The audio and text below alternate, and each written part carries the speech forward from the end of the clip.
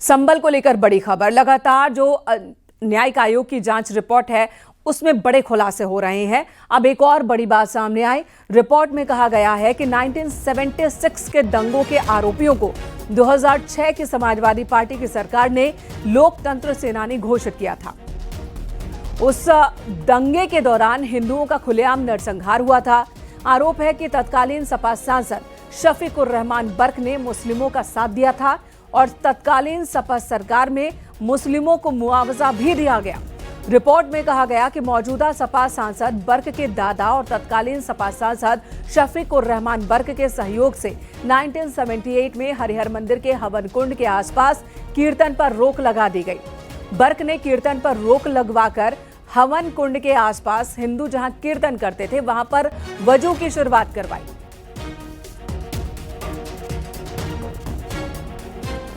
तो ये बड़ी जानकारी सामने आ रही है, बड़ा खुलासा न्यायिक आयोग की रिपोर्ट में। एक के बाद एक कई धमाके हो रहे हैं। कैसे संभल में आजादी के बाद से ही हिंदुओं को भगाने को लेकर एक साजिश चल रही थी। बार बार दंगे इसी नीयत से होते थे और तब की सरकारों ने तुष्टीकरण की राजनीति के तहत दंगा करने वालों को ही शह दिया और वहां से हिंदुओं की आबादी पलायन करती गई, हिंदू कम होते गए। आजादी के वक्त 45% हिंदू थे, अब महज 15 से 20% हिंदू रह गए हैं संभल में।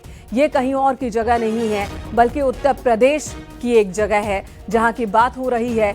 1976 के दंगों का भी जिक्र है। आजादी से लेकर अब तक 15 बार संभल में बड़े दंगे हुए। छिटपुट हिंसा तो होती रही, लोगों के खिलाफ लड़ाई होती रही, लेकिन जो बड़े दंगों की बात की जाए तो 15 दंगे हो चुके हैं। 1976 में बड़ा दंगा हुआ था और उस दंगे का भी जिक्र है न्यायिक आयोग की रिपोर्ट में, जिसमें यह बात कही गई कि उस वक्त मुस्लिम समाज की ओर से हिंदुओं के ऊपर जबरदस्ती अटैक किया गया। हिंदू पलायन को मजबूर हुए और तब की सरकार ने भी मुस्लिम समाज का साथ दिया। दंगा करने वालों को ही सम्मानित किया गया, पुरस्कृत किया गया। 1978 तक, जिसे आज जामा मस्जिद कह रहे हैं संभल में, वहां पर पूजा अर्चना होती थी। हरिहर मंदिर होने का दावा हिंदुओं की ओर से किया जा रहा है, वहां पूजा अर्चना हुआ करती थी। 1978 तक कीर्तन हुआ करता था, लेकिन उस पर रोक लगा दी गई 78 में ही। और हवन कुंड जहां पर कीर्तन का आयोजन होता था उस जगह पर वजू की शुरुआत कर दी गई और यह शुरुआत 1978 में हुई है। शफीकुर रहमान बर्क वहां तब सांसद थे। आलोक अवस्थी जी इस वक्त हमारे साथ जुड़ गए हैं। आलोक जी, बहुत सारे खुलासे इस रिपोर्ट में किए जा रहे हैं। आखिर संभल में बार बार हिंसा क्यों वहां से हिंदुओं की आबादी पलायन कर गई, इसे लेकर यह विस्तृत रिपोर्ट है। इस रिपोर्ट के आधार पर आगे कोई कार्रवाई होगी क्या? निश्चित रूप से कार्रवाई होगी और जो इतिहास के पन्नों से जो सच निकल रहा है, जिसको जानबूझ करके उस समय की सरकारों ने छुपाया था, वो योगी आदित्यनाथ जी की जो जांच कमेटी थी वो सामने ले आई है और हम इसके दोबारा से जो है इन पर कार्रवाई करेंगे।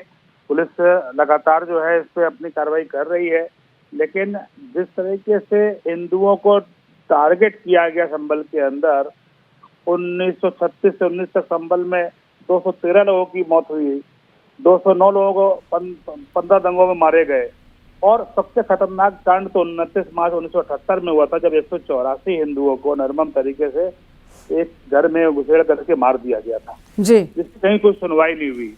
जो उसके मुकदमे के जो आरोपी थे उनके मुकदमे समाजवादी पार्टी की सरकार के समय वापस ले लिए गए। इससे बड़ा जनता के लिए और देश के लिए क्या अभिशाप हो सकता है कि जो इतने लोगों को न्याय नहीं मिल पाया। आज हम जो है इस मामले में पूरी जांच कर रहे हैं और लगातार जो है इसमें नए तथ्य सामने आ रहे हैं और हम किसी को बख्शने वाले नहीं हैं। ठीक है, अनुराग भदौरिया जी भी हमारे साथ जुड़ गए हैं, समाजवादी पार्टी के प्रवक्ता। अनुराग जी, रिपोर्ट में एक और बड़ा खुलासा हुआ और आरोप सीधे सीधे समाजवादी पार्टी की तत्कालीन सरकार पर है कि जिन्होंने 76 में दंगे करवाए, हिंदुओं का नरसंहार करवाया, उनके खिलाफ मुकदमे वापस ले लिए गए और सिर्फ मुकदमे वापस नहीं लिए गए बल्कि उन्हें पुरस्कृत किया गया। और उस वक्त समाजवादी पार्टी के सांसद थे शफीकुर रहमान बर्क संभल में, तो स्टेट में समाजवादी पार्टी की सरकार थी। है कि 76 की बात हो रही है। 1976 के बाद कल्याण सिंह जी मुख्यमंत्री रहे हैं उत्तर प्रदेश के राजनाथ सिंह जी मुख्यमंत्री रहे उत्तर प्रदेश के, राम प्रकाश गुप्ता जी उत्तर प्रदेश के मुख्यमंत्री रहे, भारतीय जनता पार्टी की सरकार रही है। और अगर पिछले 25 सालों में अगर 30 साल का रिकॉर्ड देख लिया जाए तो 14 साल भारतीय जनता पार्टी की सरकार है उत्तर प्रदेश में, 8 साल से अभी है। तो सवाल है कि भारतीय जनता पार्टी की को ये एहसास हो गया है कि जनता ने इनको नकार दिया है। अब 2027 में सरकार जाने वाली है, इन्हें पता है कि मुद्दे इनके पास जनता को जिन्होंने वहां पूरा नहीं किया, महंगाई, बेरोजगारी, किसान, महिला समस्या और जो रहा बचा जो कमर महंगाई से बेरोजगारी से टूटी हुई थी और 50% टैरिफ जब से लगा है अमेरिका का, तो और भी हमारी कमर टूट गई, विदेश नीति इनकी पूरी तरह फेल हो गई। अब अनुराग जी क्या कह रहे हैं, मेरी बात आप क्या कह रहे हैं? आप ये कह रहे हैं कि 24 में जो दंगा हुआ, 24 में जो हिंसा भड़की सर्वे के दौरान और उसके बाद जांच के लिए आयोग का गठन किया गया, तो वो सब इसलिए करवाया तब बीजेपी ने क्योंकि टैरिफ लगाने वाले थे ट्रंप आज की तारीख में, इसलिए 2024 में ये सब करवा दिया गया। आप अभी 76 से बात कर रहे थे, मैं आ रहा हूँ ना, तो रुक जाइए ना, मैं बता रहा हूँ आपको। तो सवाल यह है कि भारतीय जनता पार्टी जब से आई है वो जनता की सेवा तो कर नहीं पा रही है, जनता के मुद्दों पे तो खरा नहीं उतर रही है। अब ये नई नई कहानियां लेके आना है इनको। मैंने तो बोला ना, इसके पहले सरकार भारतीय जनता पार्टी की 14 साल रही है, 14 साल, और अभी 8 साल से है। तो भारतीय जनता पार्टी सरकार क्या कर रही थी? दूसरा 24 में जो दंगे हुए, सुनिए, बहराइच, कासगंज, ये जो घटना हुई है, संभल, सरकार किसकी थी? भारतीय जनता पार्टी। इस डिपार्टमेंट कहाँ था? पूछना चाहता हूं मैं, कहाँ इंटेलिजेंस डिपार्टमेंट था? जिस तरह लोगों की मौतें होगी, रामगोपाल मिश्रा जी की मौत नहीं हुई बहराइच में? क्या चंदन गुप्ता की मौत नहीं हुई थी कासगंज में? क्या यहाँ पे संभल में 4 बच्चों की मौत नहीं हुई? सवाल है कि तो आपके हिसाब से आयोग की रिपोर्ट झूठी है? आपके हिसाब से ये सारी बातें बकवास है, होनी ही नहीं चाहिए? आलोक जी, मेरे हिसाब से ये है कि भारतीय जनता पार्टी मुद्दों से ध्यान भटकाने का काम कर रही है, बस। ठीक है। मुस्लिम तुष्टीकरण की पराकाष्ठा में ये इसको जनता की बात नहीं करनी, किसानों की बात नहीं करनी, बेरोजगार पे बात। अनुराग जी, क्या ये लोग देश की जनता नहीं थे? अनुराग जी, क्या संभल के लोग देश की जनता नहीं? क्या संभल से जिन हिंदुओं का पलायन हुआ वो देश की जनता नहीं? सब देश की जनता है, लेकिन आप नहीं है, मुझे लग रहा है, क्योंकि आप बायस हैं, बीजेपी के प्रवक्ता हैं। अनुराग जी, मैं न्यायिक आयोग की रिपोर्ट की बात कर रही हूँ, बीजेपी की नहीं। न्यायिक आयोग की रिपोर्ट की बात हो रही है, बीजेपी की नहीं हो रही है। आप मुद्दे से भाग रहे हैं, आप मुद्दे से भाग रहे हैं।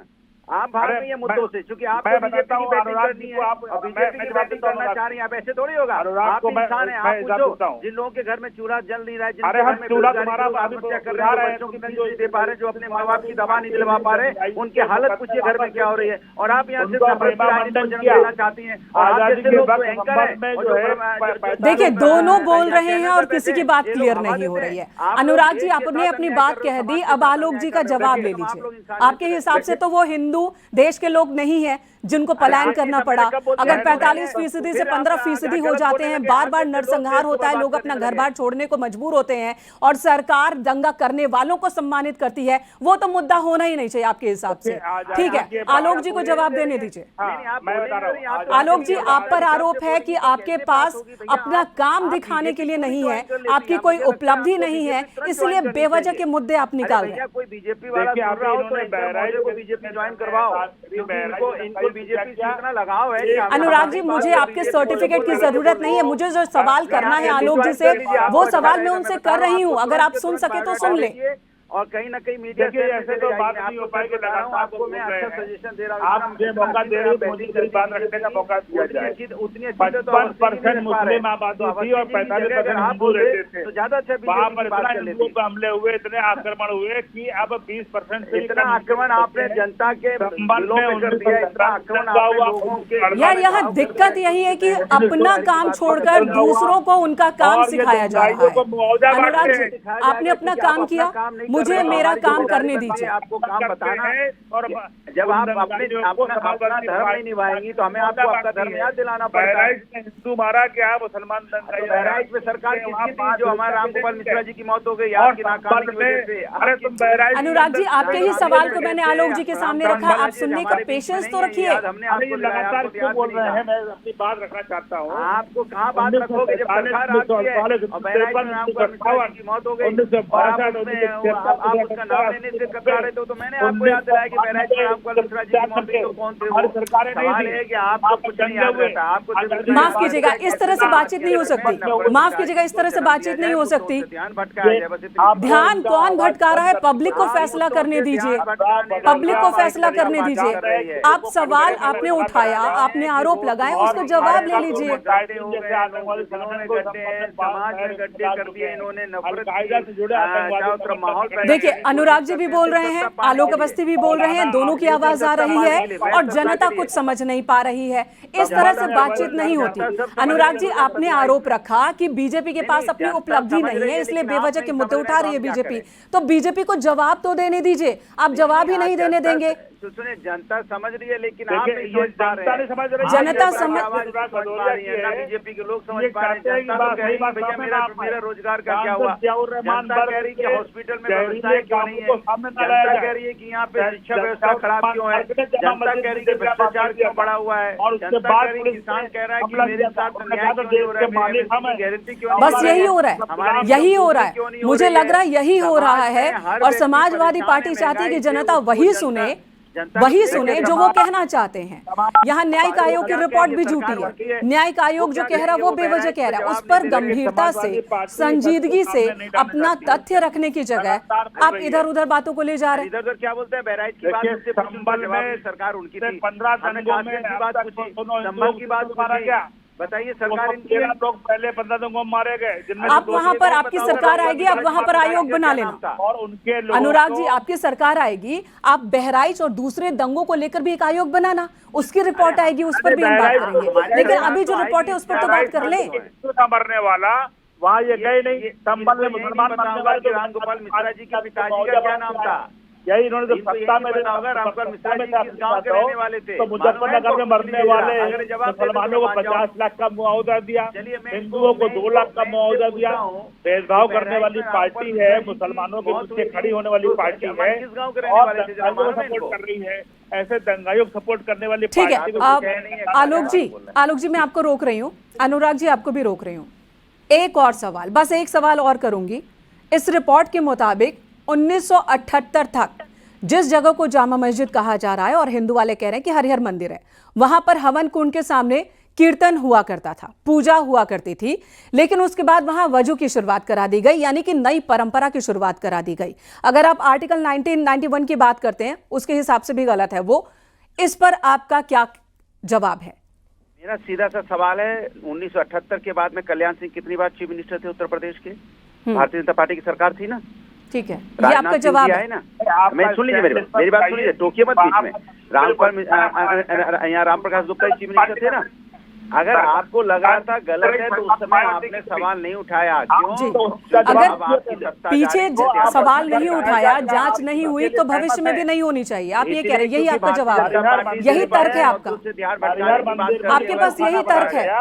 और इनका मेरा तर्क है कि इनसे पूछिए रामगोपाल मिश्रा जी के पिताजी का क्या नाम था, बता दें, अभी पता चल जाएगा कि इनको कितनी चिंता है। पूछिए संबल में जो खाना बनाया गया मंदिर के अंदर, पिताजी का नाम ही बता दें। ठीक है अनुराग जी, आ गया आपका जवाब, आ गया। आपके पास यही तर्क है कि 1978 के बाद बीजेपी की कई बार सरकार रही, तब उन्होंने जांच नहीं करवाई, तब उन्होंने कोई सवाल नहीं उठाए, तो अब की सरकार को भी नहीं उठाना चाहिए था। यही आपका जवाब है, यही आपका तर्क है। आ गया, और पब्लिक ने भी सुन लिया, जनता ने भी सुन लिया। धन्यवाद आपका अनुराग जी, और धन्यवाद आलोक जी आपका।